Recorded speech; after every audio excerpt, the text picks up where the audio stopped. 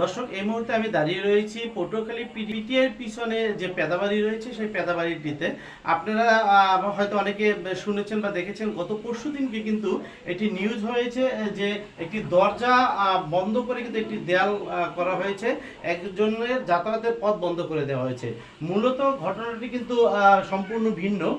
যে দেয়ালটি দেখানো হয়েছিল, যে পথটি বন্ধ করে দেওয়া হয়েছে বলা হয়েছিল, মূলত সেটি কিন্তু একটি পথ না, সেটি হচ্ছে একটি ভবনের ভিতরের একটি অংশ।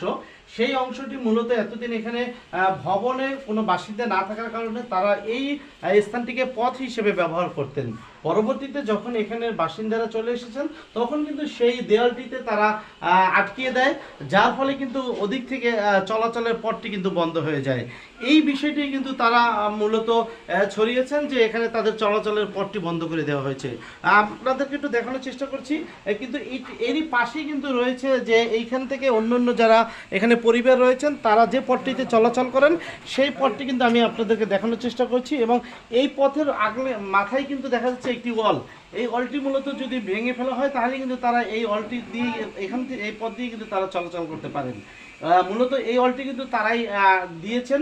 তারা এই ওয়ালটি না ভেঙে অন্যের বাড়ির ভিতরে তাদের ওয়ালটি ভেঙে তারা কিন্তু এতদিন পথ হিসেবে ব্যবহার করছেন।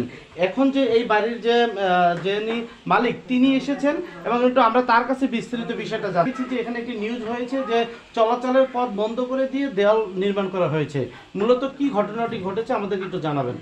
মূলত দুই বছর আগে আমি দেশের বাইরে ছিলাম, আমি দেশে ছিলাম না। তো মানবতার ক্ষেত্রে ওনাকে চলাচল পথ দেওয়া হয়েছে। এখন আমি বিদেশ থেকে বাংলাদেশে আসছি, আসার পর এটা কিন্তু আমার কেনা সম্পত্তি। তো ওনাকে বলা হয়েছে আপনি অপরচুনিটি যে সাথে রাস্তা আছে ও রাস্তা আপনি ব্যবহার করেন, কিন্তু উনি সেটা মানতে আসছে না। নামানোর ক্ষেত্রে সে বিভিন্ন ধরনের আমার উপরে মনে করেন টর্চার করতেছে। কিরকম মনে করেন আমার বাথরুম, গোসলখানা, আমার কোনো সাইড সে অলরেডি বন্ধ করে দিছে, ইউজ করার মতো অ্যাবিলিটি নেই। এবং পাইপ যে ছিল সেই পাইপটা এবং ভেঙে ফেলছে এবং অকথ্য ভাষায় গালাগালি উনার মানে মানহানি করতেছে বিভিন্ন ধরনের। থানায় ডাকলে উনি কোনো প্রকারে উনি যাচ্ছে না বা কোথাও সালিশিতে বসতেছে না, কাউকে উনি রেসপন্স করতেছে না। বাট উনার মর্জি যেটা চাই সেটাই উনি করতেছে। তো এর ভিতরে এখন আমাদের তো প্রবলেম, যেহেতু আমরা বাথরুম গোসলখানা আমরা ইউজ করতে পারতেছি না। মেয়ে মানুষ কতক্ষণ বাথরুমে গোসলখানা না যাইয়ে থাকা যায়? 1 ঘন্টা 2 ঘন্টা। কিন্তু আজকে 2 বছর যাবত এই পরিস্থিতিতে আমরা আছি। এখন আমরা বলতে চাই যে এত কষ্ট কিভাবে সওয়া যায়? কোনো প্রকারই মানিয়ে নেওয়ার মতন আর কায়দা নাই।